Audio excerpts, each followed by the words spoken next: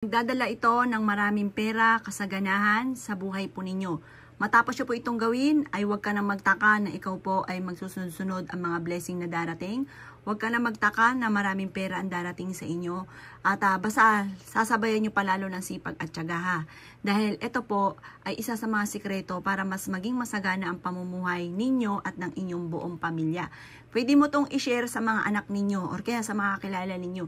Pero huwag nyo nasasabihin na kayo ay gumawa din kasi minsan may mga kumukontra.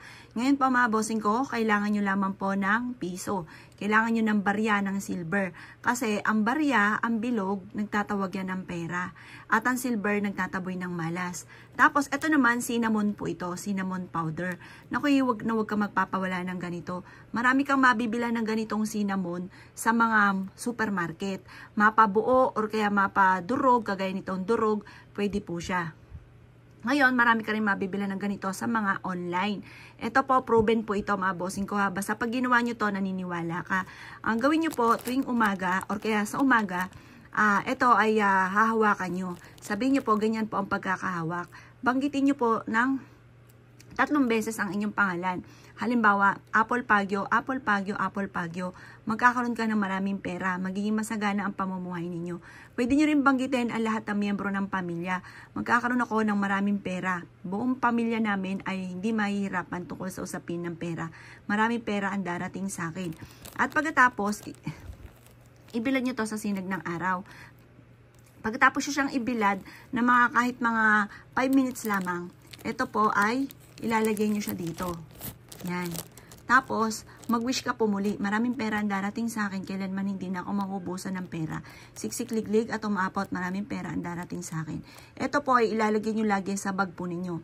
Ilalagay nyo po ito sa wallet ninyo or kaya sa bulsa po ninyo. Kasi minsan tamad po tayo magdala ng bag, ay di sa bulsa nyo po siya ilalagay. Basta lagi siyang dadalhin kahit saan kayo magtungo. Pwede yung itong ilagay din sa lagayan ng inyong mga kaperahan. Halimbawa, meron kang negosyo, sa kahan ninyo, ilagay nyo po siya. Magdudulot ito ng kasaganahan. Ito po, mapapasin po ninyo na lagi ka magkakaroon ng maraming pera, hindi ka nauubusan ng maraming pera. Mapapasin nyo, gagaan yung daloy na swerte, lalo na sa pera.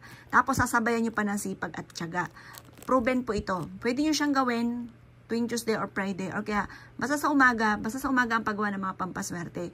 Mapapasin nyo po na mas magiging magaan yung daloy ng pera. Sa umaga nyo siya gagawin ng mga bandang alas 7 ng umaga. Mas pagagaanin nito ang daloy ng swerte lalo na sa pera. Subukan nyo po siya, napaka-epektibo po nito. Proven po ito at kayo mismo ay matutuwa sa pampaswerteng ito dahil napakadaming blessing na maibibigay po niya. Kaya ako ikigagawa ng ganito sa umaga, mula sa puso, mag-wish ka na at good luck po sa inyo po lahat.